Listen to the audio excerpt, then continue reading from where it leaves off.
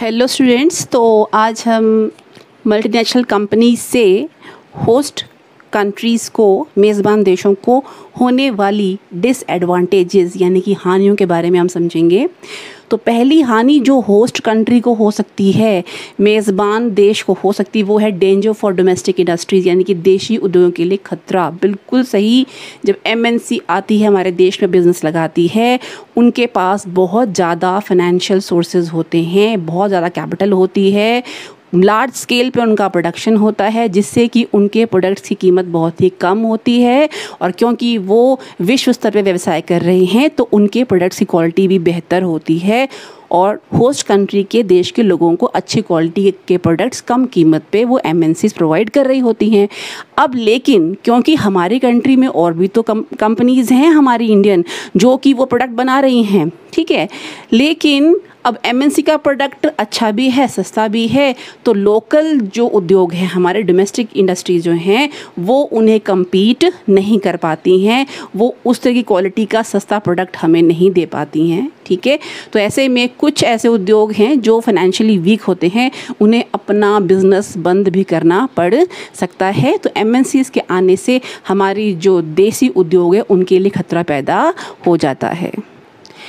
Second जो नुकसान होगा हमारी होस्ट कंट्री को, वो है रिपैट्रिएशन ऑफ प्रॉफिट्स यानी कि मुनाफे का परिवर्तन। अब देखिए, जो एमएनसी है वो लार्ज स्केल बिज़नेस कर रही है, ऑब्वियसली बहुत ज़्यादा मुनाफा वो कमाएगी और उस मुनाफे को वो अपने कंट्री में ले जाएगी, यानी कि हमारी कंट्री में जो फॉरेन एक्सचेंज आया वो प्रॉफिट के रूप में हमारी कंट्री से बाहर चला जाएगा, जिससे कि हमारा जो फॉरेन एक्सचेंज रिज़र्व है उस पर नेगेटिव इफेक्ट पड़ता है, हमारा फॉरेन एक्सचेंज कंट्री से बाहर चले जाता है, ठीक है। तो ये एक नेगेटिव इफेक्ट है हमारी होस्ट कंट्री के फॉरेन एक्सचेंज रिज़र्व के ऊपर।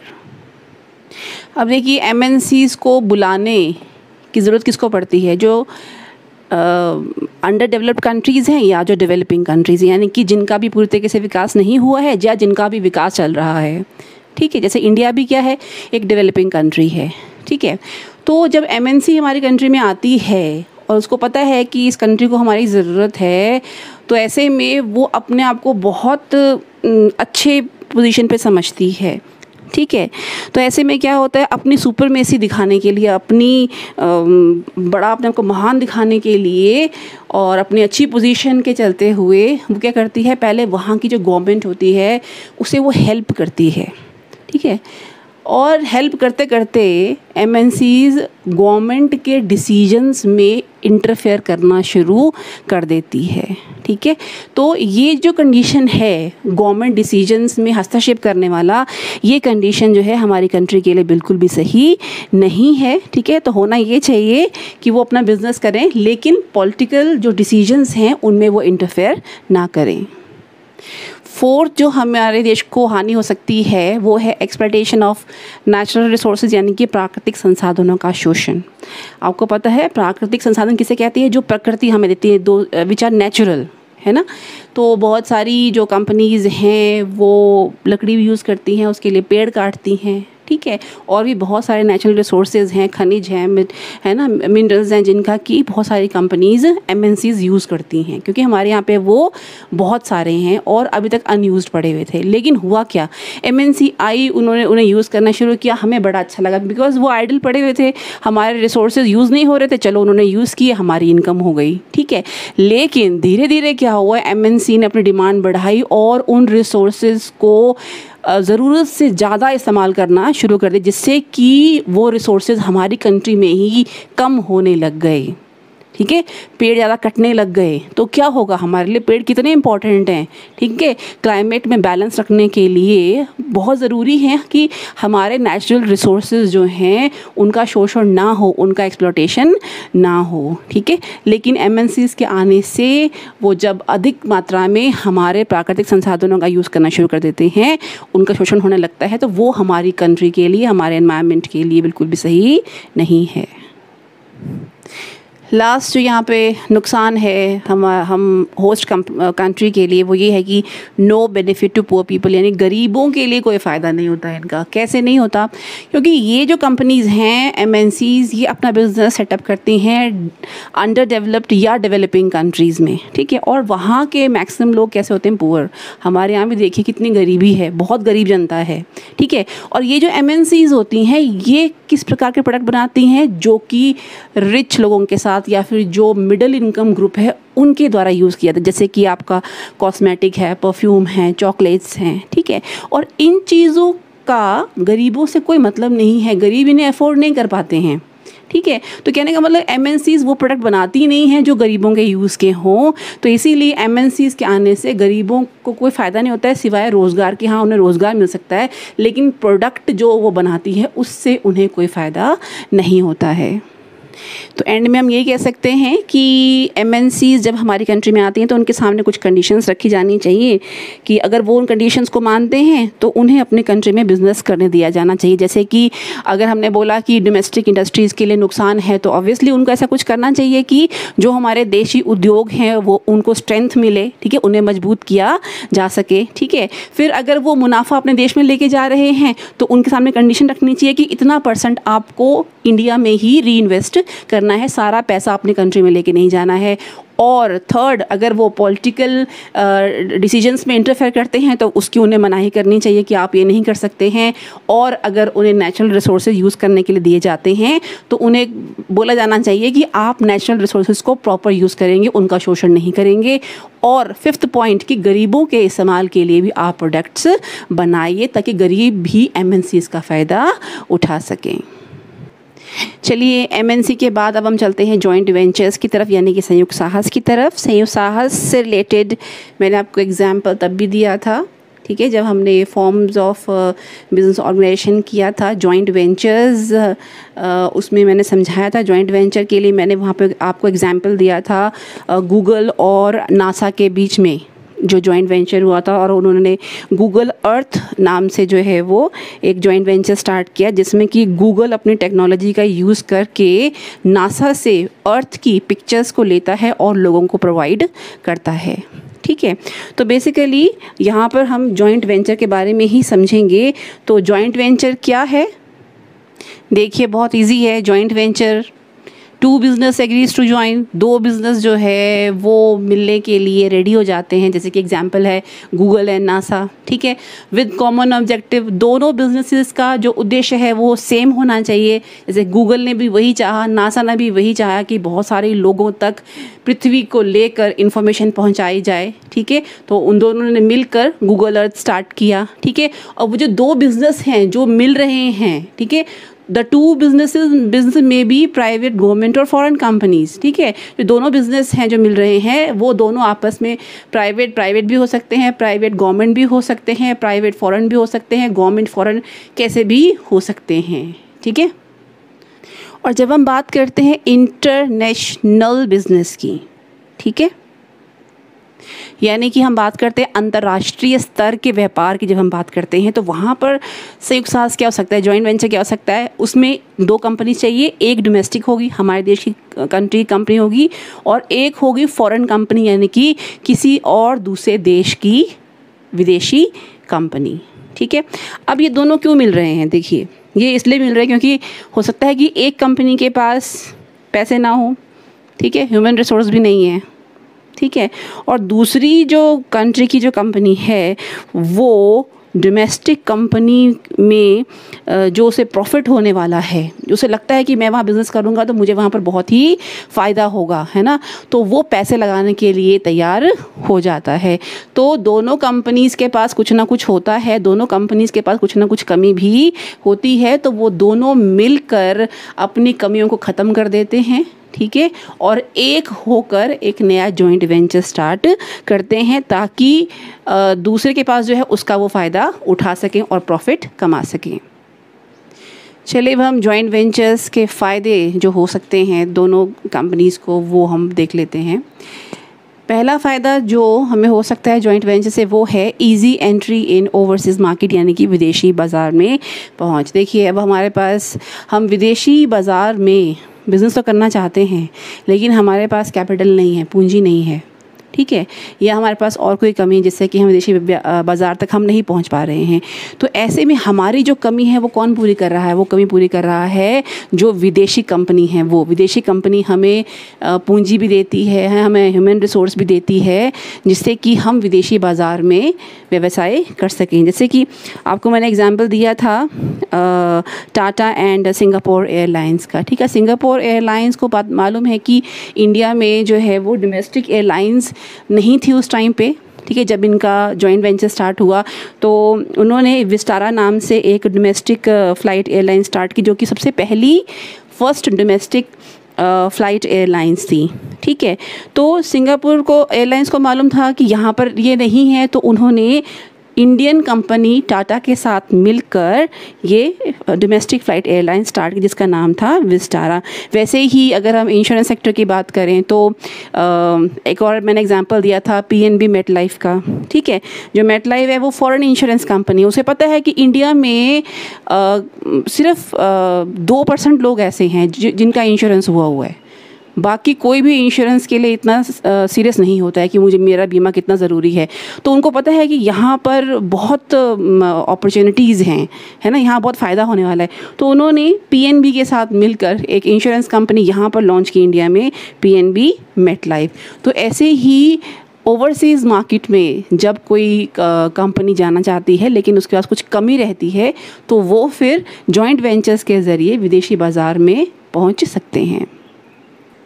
सेकंड जो हमें फ़ायदा है वो है रिस्क इज़ मिनिमाइज, यानी कि कम जोखिम। अब देखिए, जैसे कि अगर हम बात करें टाटा एंड सिंगापुर एयरलाइंस की, अब अगर सिंगापुर एयरलाइंस को हमारी इंडियन मार्केट के बारे में नॉलेज ना हो, ठीक है, तो क्या होगा, उस पर्टिकुलर ऐसी कोई न्यूज़ जिसका कि एयरलाइंस के ऊपर नेगेटिव इफेक्ट पड़ने वाला है या पड़ रहा है, उसकी इन्फॉर्मेशन ना होने के कारण सिंगापुर एयरलाइंस को नुकसान उठाना पड़ सकता है। लेकिन अगर वो उन्होंने टाटा के साथ अगर उन्होंने जॉइंट वेंचर स्टार्ट किया तो टाटा कंपनी जो है वो तो लोकल कंपनी है, उसे ये सारी इन्फॉर्मेशन मिलती रहती है जो भी इंडिया में हो रहा है। तो वो इस इन्फॉर्मेशन का यूज़ करके जो रिस्क आने वाला जो रिस्क है उसे वो ख़त्म कर सकता है, ठीक है। तो जो डोमेस्टिक जो कंपनी है वो सारी इन्फॉर्मेशन रखती है, जिससे कि जो फॉरेन कंपनी है उसे कोई नुकसान नहीं होता है, उनके जॉइंट वेंचर को कोई नुकसान नहीं होता है। थर्ड बेनिफिट है टेक्नोलॉजिकल बेनिफिट, यानी कि तकनीकी फ़ायदा।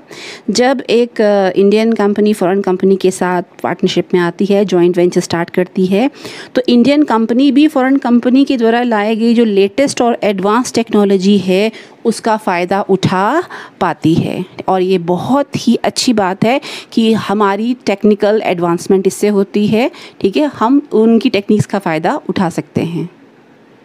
चौथा फ़ायदा है कम्पिटिटिव स्ट्रेंथ, यानी कि प्रतियोगिता का सामना करने की ताकत। बिल्कुल सही, जब एक डोमेस्टिक कंपनी और एक फॉरेन कंपनी या दो कोई भी कंपनीज मिल जाती हैं तो ऐसे में जो उनकी कमियां हैं वो ख़त्म हो जाती हैं, उनकी ताकत बन जाती है। तो ऐसे में जो मार्केट में प्रतियोगिता है उसका वो बहुत ही आसानी से सामना कर सकते हैं। देखिए, पांचवा पॉइंट है लाभ, जिसे हम कह रहे हैं रिडक्शन इन कॉस्ट, यानी कि लागत में कमी। अब देखिए, कोई भी कंपनी ऐसी नहीं है जो ये चाहती है कि मैं जो चीज़ें बनाऊं उसमें बहुत सा मुझे खर्चा करना पड़े। हर कोई चाहता है कि मैं कम से कम लागत लगाऊं, कम से कम खर्चा करूं, अच्छे से अच्छा क्वालिटी प्रोडक्ट मैन्युफैक्चर करूं, ठीक है, ताकि मैं अपने कस्टमर्स को कम कीमत पे अच्छा प्रोडक्ट दे सकूं, ठीक है। जब ये जॉइंट वेंचर होता है, जब दो कंपनीज मिल जाती हैं और फाइनेंसेस की तो कमी नहीं है, ठीक है, सब कुछ है उनके पास, ओके, तो वो लार्ज स्केल पे बिज़नेस करना शुरू कर देती हैं, लार्ज स्केल पे प्रोडक्शन करना शुरू कर देती हैं। और आपको तो पता ही है, जब भी हम लार्ज स्केल पे प्रोडक्शन करते हैं तो हमारे द्वारा जो निर्मित वस्तुएं होती हैं उनकी कीमत में कमी आ जाती है, वो हमें बहुत ही सस्ती हमारे लिए बन जाती हैं, ठीक है। तो जो कंपनीज़ हैं वो economy of large scale of production, यानी कि उच्च स्तर का जो उत्पादन हम करते हैं उससे होने वाले फ़ायदे जो हैं वो उठा सकते हैं, और जिससे उनकी cost of production per unit cost जिसको हम कह रहे हैं वो कम हो जाती है। चलिए, तो अब हम जो हमारा थर्ड टाइप का यहाँ पर बिज़नेस है वो है ट्रिपल पी, यानी कि PPP first P is for public, second P is for private and third P is for partnership. ठीक है, पब्लिक का यहाँ का क्या मतलब है, सार्वजनिक, हम इसको सरकारी भी बोल सकते हैं। ठीक है, और प्राइवेट कौन हो गए, जो निजी लोग हैं, हम लोग हैं। ठीक है, जब सरकार और निजी लोग मिलकर जब पार्टनरशिप करते हैं, व्यवसाय शुरू करते हैं, तो उसको हम बोलते हैं PPP यानी कि पब्लिक प्राइवेट पार्टनरशिप। और इन्होंने पार्टनरशिप क्यों की, क्योंकि वो ऐसे काम करने वाले हैं जो किसके लिए हैं, पब्लिक बेनिफिट के लिए, यानी कि जो समाज है, पब्लिक है, सभी के फ़ायदे के लिए वो कार्य करते हैं। अब इसकी हम डेफिनेशन देख लेते हैं, क्या लिखा है, involvement of private sector in government projects, यानी कि जो प्राइवेट सेक्टर है, जो निजी लोग क्षेत्र के लोग हैं, वो शामिल होते हैं किस में, गवर्नमेंट के प्रोजेक्ट्स में, जो गवर्नमेंट के काम हैं, है ना, उसमें वो शामिल होते हैं। और उनका एम, उद्देश्य क्या होता है, एट पब्लिक बेनिफिट, और उनका एम क्या होता है कि जो समाज के लोग हैं उन्हें जो है फ़ायदा दिया जा सके। In the form of management expertise. अब ये जो प्राइवेट सेक्टर के लोग हैं, इन्हें गवर्नमेंट क्यों शामिल कर रही है, क्योंकि प्राइवेट सेक्टर के लोगों के पास क्या है, मैनेजमेंट एक्सपर्टीज़ है, कामों का प्रबंधन करने के वो एक्सपर्ट हैं, कोई ना कोई बेटर टेक्नोलॉजी है उसकी उनके पास कामों का प्रबंधन करने की, और एंड मॉनेटरी कंट्रीब्यूशन, और वो पैसा भी कंट्रीब्यूट कर सकते हैं गवर्नमेंट के प्रोजेक्ट्स में, यानी कि वो अपना पैसा लगा सकते हैं। तो गवर्नमेंट को क्या फ़ायदा है कि एक तो एक्सपर्ट मैनेजर्स उन्हें मिल रहे हैं प्राइवेट लोगों में से, और प्राइवेट लोग पैसा भी लगा रहे हैं। नॉर्मली बजट्स को लेकर या फिर कहाँ से पैसा अरेंज होगा इसको लेकर गवर्नमेंट के पास एक क्वेश्चन मार्क रहता है, तो उस क्वेश्चन मार्क को हटाया जा सकता है पब्लिक प्राइवेट पार्टनरशिप के ज़रिए। देखिए, नॉर्मली जो इंफ्रास्ट्रक्चर की फैसिलिटीज़ हैं, जैसे कि आपका ट्रांसपोर्ट है, एजुकेशन है, हेल्थ केयर है, या फिर पानी की फैसिलिटीज़ हैं, या फिर और जो बाकी जो फैसिलिटीज़ हैं वो गवर्नमेंट प्रोवाइड कर रही थी, आपका जो पब्लिक सेक्टर है वो आपको प्रोवाइड कर रहा था अभी तक। ठीक है, लेकिन अब जो है, क्योंकि गवर्नमेंट के पास पैसों की कमी रहती है या उनके पास एक्सपर्ट्स की कमी रहती है, तो उन्होंने एक ये नया पार्टनरशिप का फॉर्म जो है वो इन्वेंट किया है। और 1990 से जो है वो लगातार PPP वाला जो ये मेथड है कि ऑल ओवर द वर्ल्ड बहुत फेमस हुआ है। बहुत सारी जो डेवलप्ड कंट्रीज़ या जो डेवलपिंग कंट्रीज़ हैं वो इस PPP के जो अरेंजमेंट है इसे वो फॉलो कर रही हैं, जिससे कि लोगों को जो बेसिक इंफ्रास्ट्रक्चर की जो ज़रूरतें हैं वो उनकी पूरी की जा सकें, जैसे कि ट्रांसपोर्ट की है, रोड, रेलवेज़, या फिर टोल ब्रिजेस बनाना, एजुकेशन की है, स्कूल कॉलेजेस या यूनिवर्सिटीज़ बनाना, या फिर हेल्थ केयर की है, हॉस्पिटल्स बनाना, या फिर वेस्ट मैनेजमेंट है कि कैसे हम कलेक्शन करें एंड वेस्ट टू एनर्जी हम प्लांट्स बनाएं, है ना, कि जो वेस्ट है उसको हम कैसे एनर्जी में कन्वर्ट करें, वेस्ट मैनेजमेंट करें। फिर जो पानी का कलेक्शन है उसको ट्रीटमेंट करना और उसको कैसे हम डिस्ट्रीब्यूट कर सकते हैं। ठीक है, तो ये कुछ इंफ्रास्ट्रक्चर फैसिलिटीज़ हैं जो पहले पब्लिक सेक्टर लोगों को दे रहा था, लेकिन अब इसमें प्राइवेट सेक्टर का भी इन्वॉल्वमेंट है। अब इसके फीचर्स देख लेते हैं। सबसे पहला है related to high priority government projects, यानी कि ये पर्टिकुलर पार्टनरशिप कहाँ होती है, जहाँ पर गवर्नमेंट के सबसे ज़्यादा इंपॉर्टेंट प्रोजेक्ट्स हों, सिर्फ वहीं पर ये पार्टनरशिप की जाती है। सेकेंड जो इसका फीचर है कि इसका मेन उद्देश्य क्या है, टू कंबाइन स्किल्स, यानी कि प्राइवेट और पब्लिक सेक्टर के जो लोग हैं उनके पास जो कला है, जो उनके पास एक्सपर्टीज़ है ना, या जो उनके पास जो एक्सपीरियंस है उसको मिलाना और लोगों को अच्छी बेटर क्वालिटी सर्विसेज प्रोवाइड करना। अब देखिए, थर्ड फ़ायदा है allow government to overcome their budgetary and borrowing constraints, यानी देखिए गवर्नमेंट के पास बजट की कमी रहती है और कहाँ से पैसा लेना है उसकी रुकावटें भी रहती हैं। ठीक है, बोरोइंग कंस्ट्रेंट्स मतलब कि पैसा बोरो करने के बीच में जो रुकावटें आती हैं, ठीक है, उससे गवर्नमेंट को उभारता है, यानी कि वो जो गवर्नमेंट की कमी है उसको वो ख़त्म कर देता है। किसके ज़रिए, PP के ज़रिए, बिकॉज प्राइवेट सेक्टर अपना पैसा लगा रहा है तो गवर्नमेंट को जो मनी प्रॉब्लम है वो नहीं होती है। फोर्थ जो इसका फीचर है वो है government projects aimed at public benefit. बिल्कुल उन गवर्नमेंट प्रोजेक्ट्स में प्राइवेट सेक्टर अपना पैसा लगाता है, अपनी एक्सपर्टीज़ देता है, अपना नॉलेज वहाँ पर पुट करता है, जो कि गवर्नमेंट प्रोजेक्ट्स पब्लिक बेनिफिट के लिए होते हैं, समाज के लोगों के फ़ायदे के लिए होते हैं। अब देखिए, अभी तक तो सिर्फ जो पब्लिक सेक्टर है, गवर्नमेंट है, वो सिर्फ ये प्रोजेक्ट्स हैंडल कर रही थी, ठीक है। लेकिन अब जब प्राइवेट सेक्टर बीच में आ गया तो क्या हो गया, जो रिस्क है इन प्रोजेक्ट्स के बीच में अब वो बट गया। किसके बीच में? प्राइवेट एंड पब्लिक के बीच में। अब सिर्फ पब्लिक यानी कि गवर्नमेंट को ही इसका रिस्क उठाना नहीं पड़ता है, बल्कि प्राइवेट सेक्टर भी उसका हाथ बटाता है। कोई नुकसान होता है तो वो प्राइवेट सेक्टर भी उसको बियर करता है।